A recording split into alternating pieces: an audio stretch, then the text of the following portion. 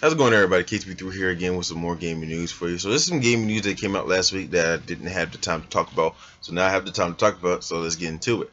So pretty much last week, Nintendo came out announcing a new NES console.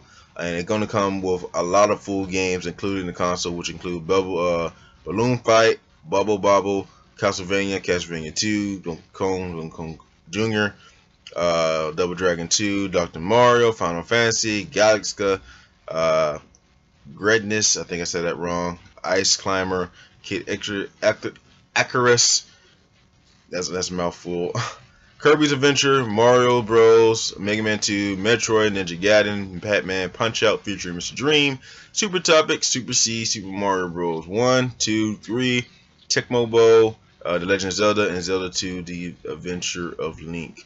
It says here, furthermore, the NES controller will be attached to a Wiimote for the use of any NES Virtual Console games on the Wii U. And if you own a Classic Controller or Classic Controller Pro, each of these those will work on the NES Mini. The system itself comes packaged with a HDMI cable and a USB cable, which powers the console.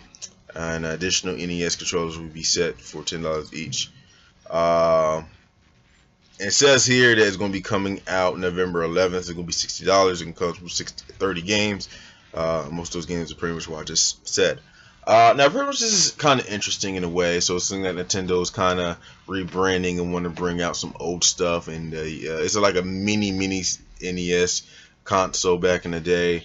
It seems pretty cool. Most nowadays you can get an emulator if you have a decent PC. I know for sure. Download most of these games without coming out here and actually spending a dime. But these are, I guess this is for like the people that like collecting stuff, like collectibles. You know, if you don't have an NES back in the day like you used to, or it broke on you or something like that, you can buy this for $60 and it comes with 30 games in there. That's actually not really a bad bundle. You know, it's not really a bad deal. But I know many people for sure that can go online and, you know, get the emulator. But these are pretty much for people who like to collect stuff. So if you're you're a big Nintendo fan and you like Nintendo back in the day, and you don't have like the NES or the Super Nintendo console no more, and you want that, you can get this now. It'll definitely be a good deal. It won't surprise me sometime next year if this actually does do pretty well, because I think it's going to do pretty well. It doesn't surprise me Nintendo going to do something with the Super Nintendo and do the same exact thing to have all the games in there. Of course, you know, you can go get an emulator and stuff like that on your decent laptop and play it as well. Or there's some free websites, and stuff that you go on there and play. Like without downloading the emulator, you can just play on the site. I could definitely see them doing that for the people, for the hardcore fans out there that want to collect the consoles and stuff like that. So not really a bad idea. You know, many people can go and get the emulator, but these are for the people that don't want to do that and just pretty much want to get the console. So I can definitely see this doing pretty well when it launches November 11th. With the 30 games that's going to be installed in there. On top of that, there's another release day. Another release date rumor for the Rise of Tomb Raider PS4, and it appears on an Italian website. Pretty much it was an update. Previously it said the Rise of Tomb Raider was going to come out November 10th of this year. From a listing of the hell. Okay, I guess this is maintenance out there doing their thing. So it's supposed to be. It was a rumor out there stating that it's coming out November 10th. A listing of Italian GameStop. And now it's been updated to say it's coming out October 11th, not November 10th, as the article was written below. It says it's going to be. It says it's listed on Amazon for $60 full price. But right now, the December 30th, 2016 release date pretty much is a placeholder right now. Because pretty much you go to Amazon, you want to pre-order this game for PS4 on Rise of Tomb Raider. Right now it's December 30th. You want to pre-order, it's a placeholder. So if something, you got to wait till Crystal Dynamics or Square Enix say something to confirm it, so they can actually switch that date. So if this is to be true, it may come out October 11th, which October is very packed. You know, we already know October is packed. You got WWE 2K, you got Mafia 3, you got The Last Guardian, you got Battlefield 1, you got Titanfall 2, you got that Dragon Ball Xenoverse game. That's a lot of games coming out in October, and it's crazy. It's ridiculous.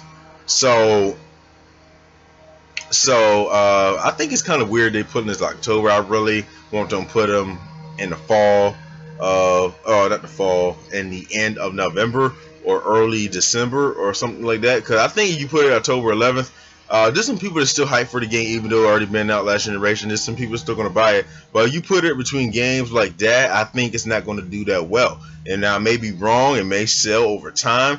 But right there and there, you know, hopefully it give its own breathing room. You know, hopefully it be in November or something like that, or September.